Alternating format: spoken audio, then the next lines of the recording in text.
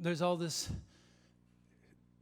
news of people leaving the church in a mass exodus. For the first time in our nation's history, church attendance has dipped below 50%. And just people are leaving the church because they don't relate to it, or they don't feel like it's relevant to their lives, or they got their own thing going on, or they're wanting to do their own thing, whatever it is. People are leaving. And I get it. I have my own baggage with the church. And, but having my own baggage with the church, I thought, well, maybe this is the right time to write songs about the beauty of the church. 'Cause maybe that'll be an important exercise for me. And it has been. It's helped me rediscover what the church has to offer. Our culture, the world, especially right now, because the other thing that's been on my mind is this other thing that's in the news, that like, are we on in the beginning of a civil war?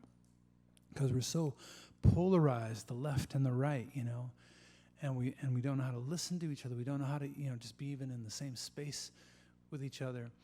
And that made me think about years ago when I used to work at a church. A buddy of mine, he was like, yeah, I know what your church is. And his idea was that my church, the church, was a place where people who agree with each other come and hang out and congratulate themselves on all the things they agree on, right? I was like, oh, bro, that's not my church.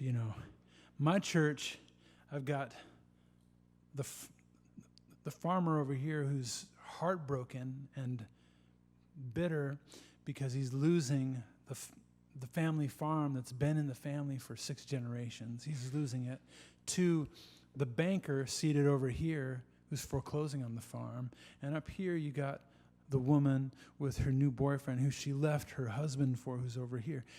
And it should be all-out warfare under the one roof, right? But somehow the church, my church anyway, we've figured out how, with all that drama going on, to come together and at least for an hour a week be together and point our hearts in the same direction. And if ever the world and our culture needed an example of that, now is the time when the church, if we can figure that out, if we can embody that, if we can be a city on a hill in that way, that's a real meaningful gift, contribution that we can make to the world, as the church. So this song's about that. It's called Unified. It's almost done, too.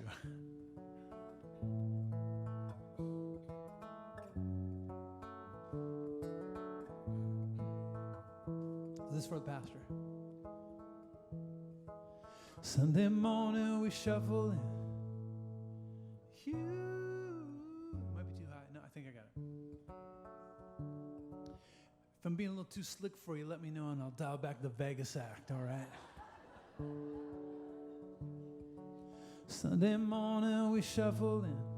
Grab your coffee, greet your friends. Bob is early like he's always been. The Richardsons are late again, but he's saving them a seat. Ooh.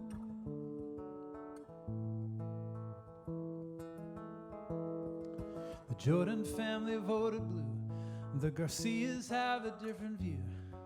No time to argue which is true, 'cause everybody's turning to hymn number 53, on the same page at least once a week. Unified, all God's children unified,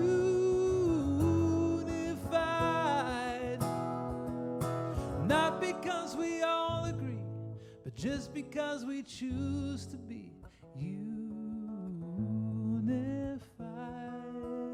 Oh, unified.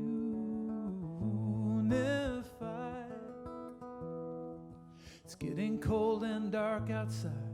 They're drawing up to... No, sorry. It's getting cold and dark outside. We're drawing up dividing lines. 'Cause without love we demonize. But this could be where the church could shine and show better way. Like a city shining on a hill, the kind they told us can't be built.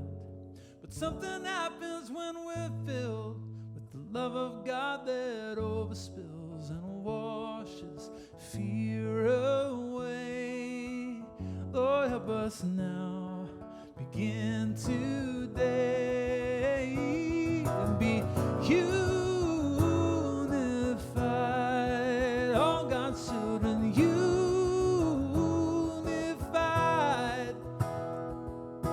not because we all agree, but just because we choose to be unified.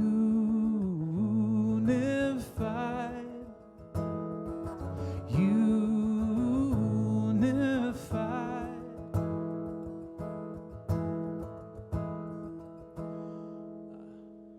Set our differences aside to break the bread and drink the wine.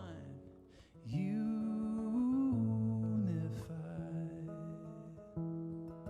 Unified.